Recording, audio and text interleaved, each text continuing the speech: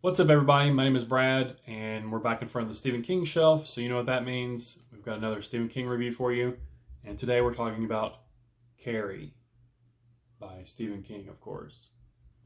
This is the newest movie tie-in cover. It's got Chloe Grace Moretz on the cover.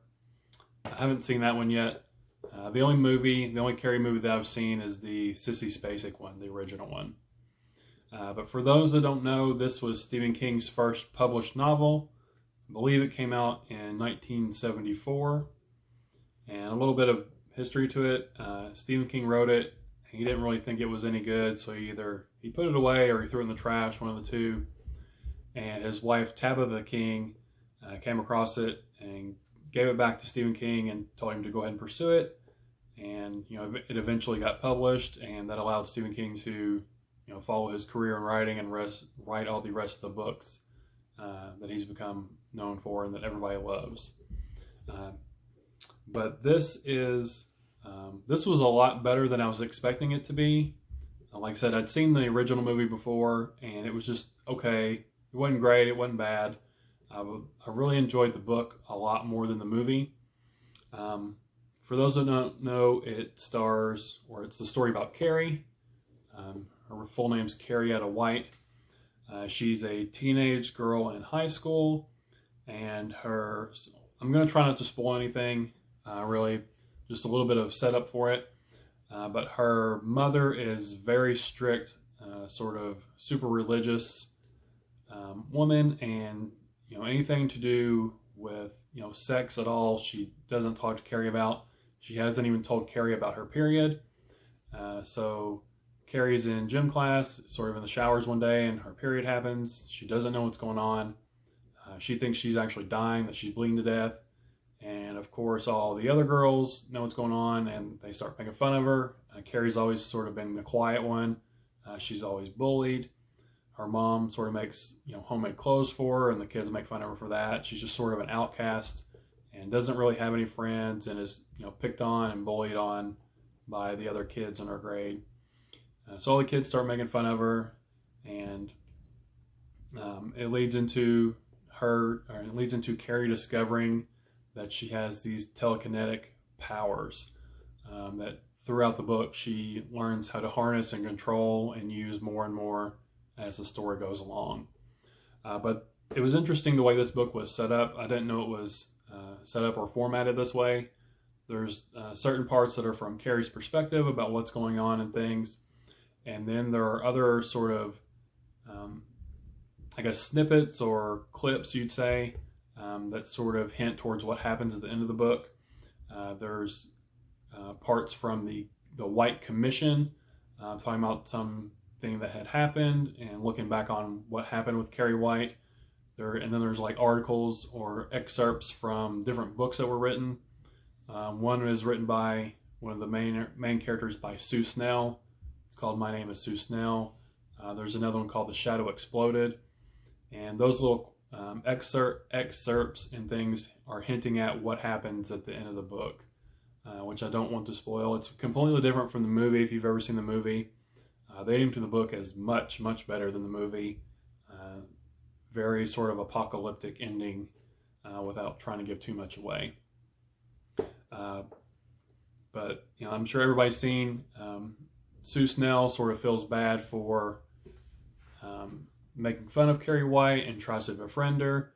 And in doing so, she thinks it might be a good idea to have her boyfriend, Tommy Ross, take Carrie to the prom, which they end up going to the prom together. And if you've ever seen the movie or anything, you know what happens. There's this main sort of bully antagonist girl named Chris. I've got her name down here, Chris Hargensen. She's sort of the main antagonist of the book. And her and her boyfriend end up dumping pig blood on Carrie, which sort of sets off this spark that escalates into the end of the book.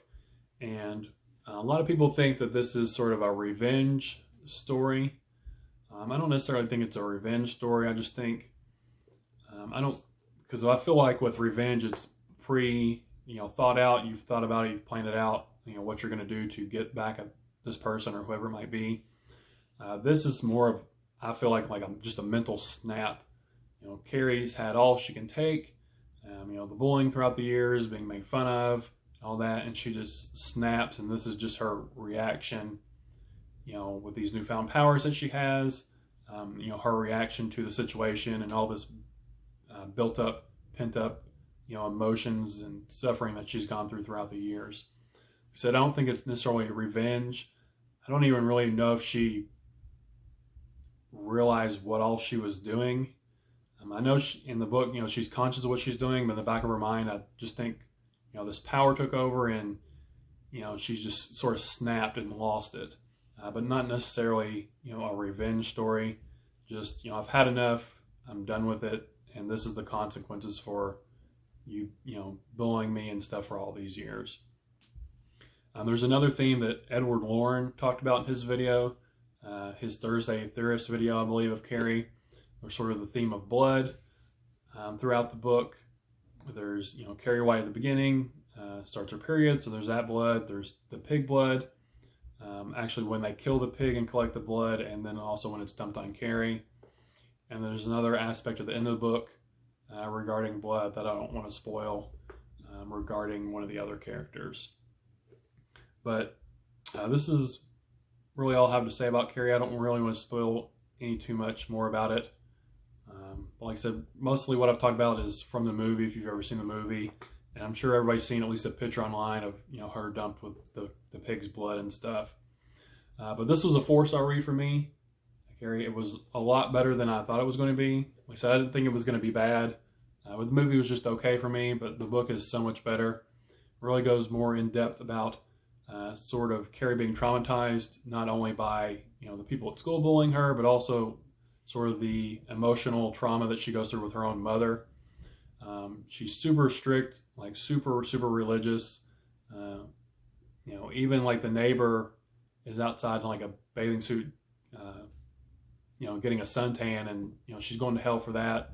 And, Carrie is going to hell just for even looking at her and stuff. It's super, super strict religious.